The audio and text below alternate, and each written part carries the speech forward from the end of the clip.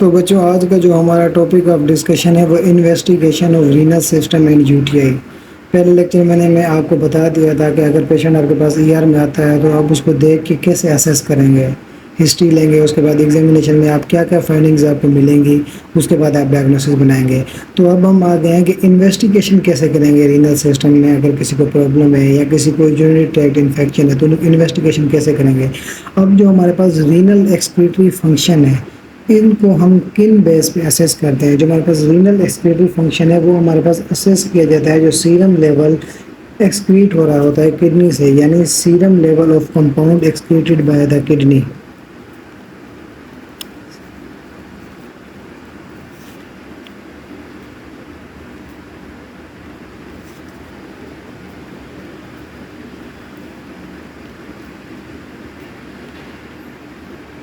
Excreted by kidney, तो इस पे हम रीनल जो एक्सक्रीटरी फंक्शन है उसको असेस करते हैं। देन हमारे पास आ जाता है क्रिएटिनिन। अब क्रिएटिनिन में हम क्या देखते हैं।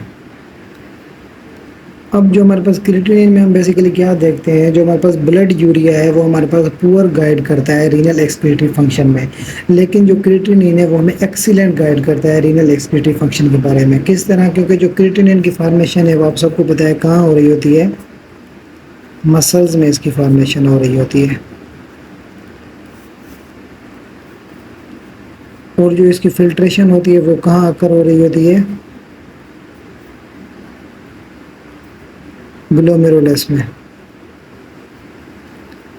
तो हमारे पास क्या हुआ, जो हमारे पास ब्लड यूरिया थी वो हमें पुअर गाइडलाइन देता है, इतनी हमें गाइड नहीं देता रीनल एक्सक्रीटरी फंक्शन के बारे में। जो हमें बेस्ट गाइडलाइन देता है वो हमारे पास फॉर्मेशन ऑफ क्रिएटिनिन है। क्रिएटिनिन की फॉर्मेशन कहाँ होती है, मसल्स में होती है।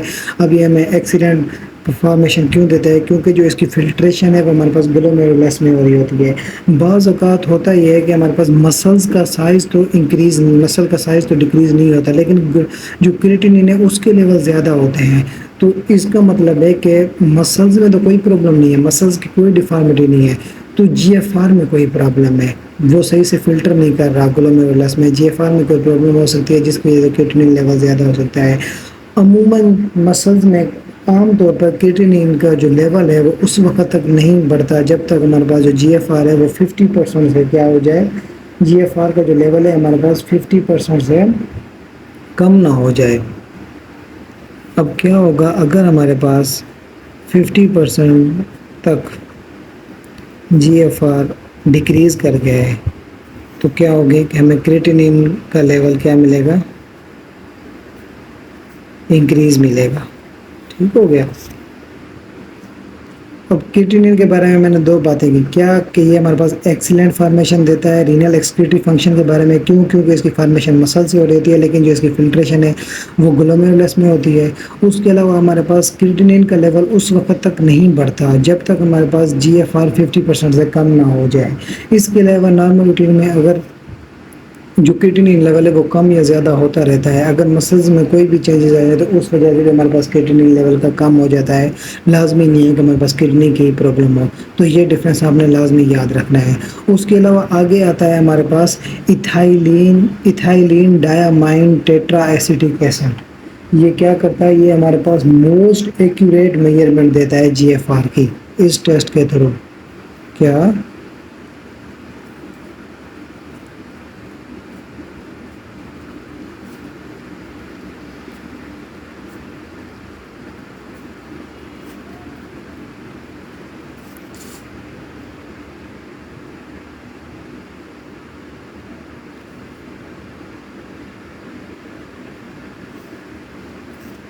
तो हमारे पास ईडीटी है, ethylene diamine tetra acetic acid के थ्रू में क्या मिलती है कि मोस्ट एक्यूरेट मेजरमेंट मिलती है जीएफआर की। उसके बाद आपको पता है कि हम यूरिन एनालिसिस करते हैं। अब यूरिन एनालिसिस हम क्यों करवाते हैं, अब जो यूरिन का होल एग्जामिनेशन अगर हम करवाएं तो वो हमें इम्पोर्टेंट इन्फॉर्मेशन देता है किडनी के फंक्शन के बारे में। उसके अलावा डिपस्टिक टेस्ट भी यूज़ होते हैं जो यूरिन को स्क्रीनिंग के लिए यूज़ होते हैं, जिसमें हम प्रोटीन और ब्लड्स वगैरह का लेवल देखते हैं। यूरिन में यही दो चीज़ें देखेंगे, एक यूरिन का सैंपल लेकर उसका टेस्ट करवाएंगे। उसके अलावा यूरिन की स्क्रीनिंग के लिए डिपस्टिक टेस्ट होते हैं जिसमें हम प्रोटीन और ब्लड्स के लेवल को देखने के लिए करवाते हैं। अब आगे हमारे पास आ जाती है यूरिन माइक्रोस्कोपी। यूरिन माइक्रोस्कोपी हम क्यों करते हैं? ये हम डिटेक्ट करने के लिए रेड ब्लड सेल जो हमारे पास ग्लोमेरुलस से ओरिजिन हो जिनका, या फिर ये रूटीनली भी यूज़ किया जाता है स्क्रीन करने के लिए यूरिन में डब्ल्यूबीसीज, बैक्टीरिया वगैरह, कोई इन्फेक्शन हो या क्रिस्टल्स हो जैसा कि कैल्शियम हो, ऑक्सलेट हो, सिस्टीन वगैरह के क्रिस्टल्स हो, या फिर कोई कैलकुलस डिजीज़ हो, उसके लिए हम यूरिन माइक्रोस्कोपी करवाते हैं। नेक्स्ट हमारे पास आ जाता है रीनल पीएच। इसका भी बहुत अहम रोल होता है। रीनल पीएच हमें क्या करती है? हमारे पास असेस करती है कि रीनल ट्यूबुलर एसिडोसिस के बारे में बताती है।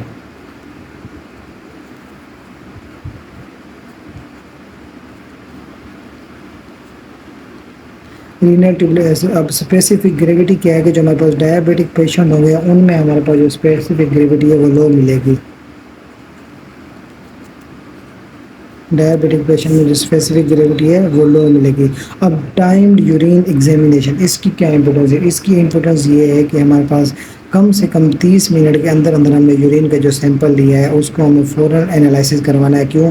क्योंकि उसमें जो बैक्टीरिया हैं उसकी आइडेंटिफिकेशन हो सके, और हमारे पास उसमें जो हमारे पास पैथोजेंस हैं उसकी आइडेंटिफिकेशन हो सके। उसके अलावा जो यूरिन में हमारे पास प्रोटीन का लॉस है उसका हमें पता चल सकता है कि आया कि यूरिन में इतने टाइम के बाद इतने टाइम में इतने प्रोटीन लॉस हो रहे हैं, और हमारे पास एक्सक्रीशन रेट कितना है, इसलिए करते हैं। देन हमारे पास आ जाता है प्लेन एक्सरे। अब हम प्लेन एक्सरे क्यों करवाते हैं? प्लेन एक्सरे हमारे पास शो करते हैं रीनल आउटलाइन,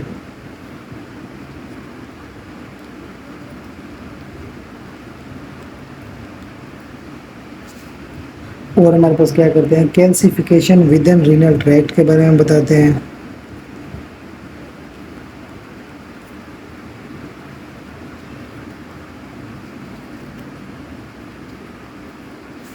देन हमारे पास ओपाक कैलकुलाई के बारे में बताते हैं। यार अब स्पेलिंग की मिस्टेक्स हो जाती है, पैक कैलकुलाई के बारे में बताते हैं। देन हम नेक्स्ट आगे चलते हैं। आगे हम अल्ट्रासाउंड करवाते हैं। अब आपको पता है अल्ट्रासाउंड ये हमारे पास क्विक और नॉन इन्वेजिव मेथड है, और अगर आपसे कोई पूछा जाए कि रीनल डिजीज़ को असेस करने के लिए जो नॉर्मल रूटीन में टेस्ट करवाते हैं सबसे पहले प्रेफर किया जाता है वो कौन सा है? तो अल्ट्रासाउंड है, जिसके बारे में आपको लाजमी पता होना चाहिए। उसके बारे में अल्ट्रासाउंड हमें नॉर्मल साइज़ बता रहा होता है, किडनी की पोजीशन का बता रहा होता है, किडनी में ट्यूमर्स हैं, सिस्ट हैं, उन सब के आइडेंटिफिकेशन की हमें बारे में कौन बता रहा होता है? अल्ट्रासाउंड बता रहा होता है। अब रीनल अल्ट्रासाउंड का एक नुकसान ये है कि इसके लिए आपको पता है कि ऑपरेटर की ज़रूरत होती है, और ये टाइम पे डिपेंड होता है। अब ये उस ऑपरेटर के एक्सपीरियंस पे डिपेंड करता है कि वो रीनल में जो छुपी हुई डिजीज़ हैं उनकी कैसे तहकीकात करता है। अगर वो सही से अपना काम करता है तभी पता चल सकता है। इसका ये एक नुकसान है। अगर बाद में पूछें तो आप बताना ना भूलना। उसके बाद हमारे पास आगे आ जाता है आईवी यूरोग्राफी। इसमें क्या होता है? इसकी जगह लेकिन पहले ये बहुत कॉमनली यूज़ होती थी, लेकिन अब इसकी जगह क्या यूज़ किया जाता है? अल्ट्रासाउंड। लेकिन आईवी यूरोग्राफी के भी कुछ बेनिफिट्स हैं। क्या? ये स्टोन्स वगैरह को चेक करने के लिए यूज़ होती थी। अब आगे हमारे पास आ जाता है पाइलोग्राफी। पाइलोग्राफी में हम क्या करते हैं कि इसमें हम डायरेक्ट इंजेक्शन लगाते हैं कंट्रास्ट मीडियम का। किस में? कलेक्टिंग सिस्टम में, जो हमारे पास बिलो होता है। किससे बिलो होता है? कलेक्टिंग सिस्टम से बिलो होगा, वहाँ पे हम कंट्रास्ट मीडियम का डायरेक्ट इंजेक्शन लगा देंगे।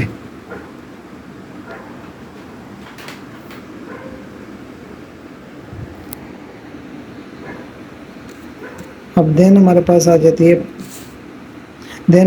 जाती है पाइलोग्राफी। पाइलोग्राफी में हम क्या करते हैं कि कंट्रास्ट मीडियम का डायरेक्ट इंजेक्शन लगाते हैं। कहाँ? कलेक्टिंग सिस्टम में, उससे अबव और बिलो, वहाँ पे हम कंट्रास्ट मीडियम का इंजेक्शन लगाएंगे। अब इससे हमें क्या मिलेगा?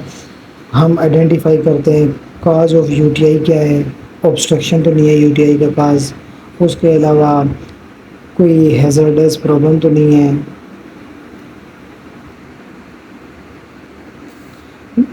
देन हमारे पास आ जाता है रीनल आर्ट्रियोग्राफी एंड वीनोग्राफी।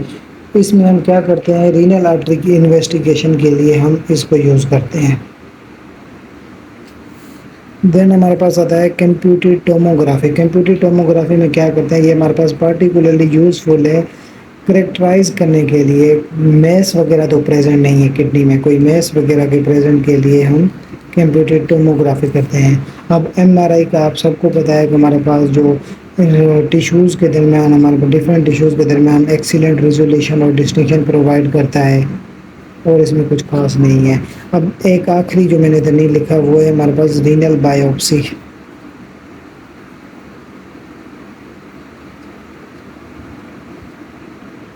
ये हम इसलिए करते हैं क्योंकि इससे हमें क्या पता चलता है कि nature and extent of renal disease, यानी उसकी प्रोग्नोसिस कितनी हो रही है, तो ये उसलिए हम करते हैं। तो यही कुछ पॉइंट्स हैं इन्वेस्टिगेशन के लिए, आपको लाजमी पता होना चाहिए। Thank you so much. Channels को सब्सक्राइब किए, फॉलो करें और मज़ीद वीडियोस को लाइक करें।